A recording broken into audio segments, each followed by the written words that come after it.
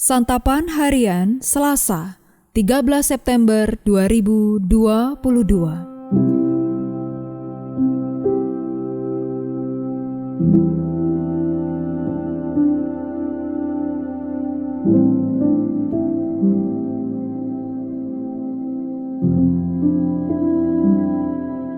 Inilah program Santapan Harian, sebuah program yang mengajak Anda menelusuri isi Alkitab, agar Anda menemukan makna firman Tuhan sesuai dengan konteksnya. Santapan Harian tertuju bagi Anda yang ingin memiliki kehidupan rohani yang segar, kuat, dan sigap.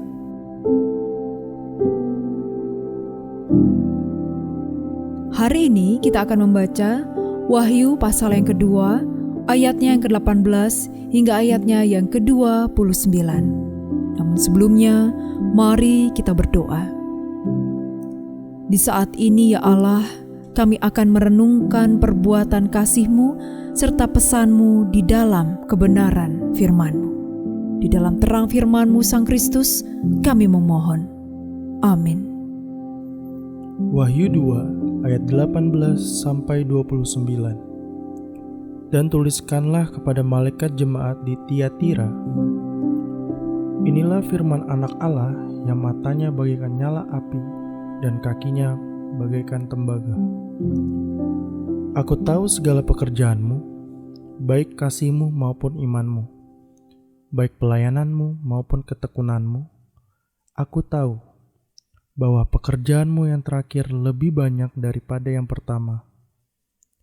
Tetapi aku mencela engkau, karena engkau membiarkan wanita Izabel yang menyebut dirinya nabiah, mengajar dan menyesatkan hamba-hambaku supaya berbuat zina dan makan persembahan-persembahan berhala.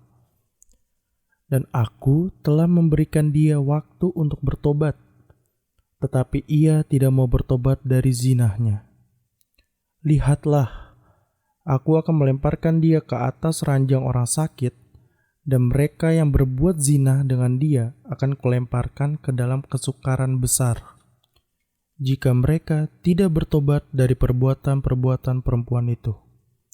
Dan anak-anaknya akan kumatikan, dan semua jemaat akan mengetahui bahwa akulah yang menguji batin dan hati orang, dan bahwa aku akan membalaskan kepada kamu setiap orang menurut perbuatannya.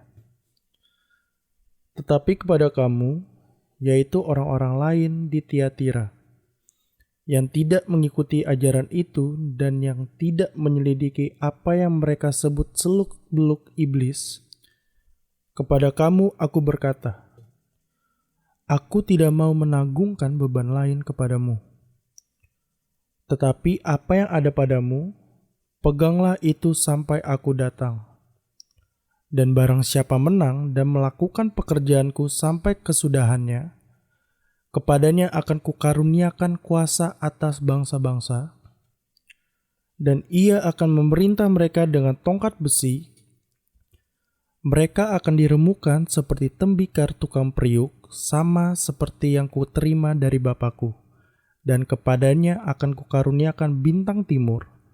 Siapa bertelinga, hendaklah ia mendengarkan apa yang dikatakan Roh kepada jemaat-jemaat.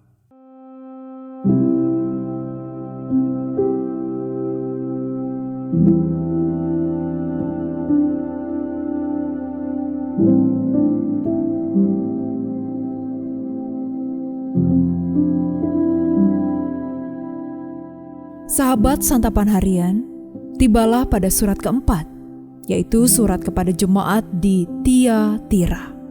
Mereka pun menerima pujian karena kasih, iman, dan pelayanan mereka.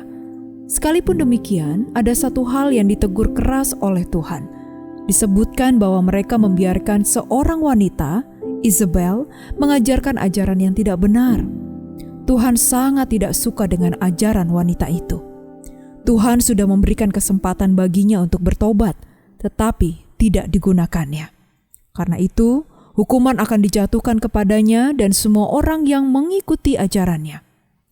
Mengapa sampai ada orang yang mengajarkan hal yang tidak benar di tengah jemaat dan tidak dihentikan? Tidak disebutkan alasannya. Surat itu hanya menyebutkan, engkau membiarkan. Hal itu berarti mereka sebenarnya telah tahu bahwa orang itu mengajarkan hal yang tidak benar. Bisa jadi mereka takut ataupun sungkan untuk menegur dan memberikan sanksi kepada orang itu. Bisa pula karena penyebab lain. Namun yang jelas keberadaan orang itu bukan tidak diketahui. Rasa sungkan sangat umum di tengah sebagian masyarakat. Rasa sungkan membuat orang enggan menegur orang yang sudah nyata-nyata berbuat salah. Bisa jadi mereka sungkan karena posisinya yang terhormat atau kaya. Bisa pula karena malas atau tidak ingin mendapat masalah. Orang akhirnya mendiamkan perbuatan salah itu. Padahal menegur orang yang melakukan kesalahan adalah salah satu kewajiban dalam kehidupan persekutuan. Tentunya, teguran itu diberikan bukan dalam semangat untuk menjatuhkan orang yang bersalah. Teguran itu justru membawa kebaikan supaya orang yang salah tidak semakin jauh melangkah di jalan yang salah. Jika dibiarkan, hal itu sama saja membiarkan orang yang berjalan menuju jurang jatuh ke dalam jurang. Terlebih lagi, jika kesalahannya itu berpengaruh kepada anggota jemaat yang lain. Betapa teguran itu sesuatu yang harus dilakukan untuk menjaga kebenaran di tengah jemaat. Tentu saja, teguran itu harus dengan penuh kasih. Mari kita berdoa. Ya Allah, tolong kami mengetahui saat yang tepat untuk menegur sesama kami dengan penuh kasih. Dalam belas kasih-Mu ya Kristus, kami berdoa. Amin.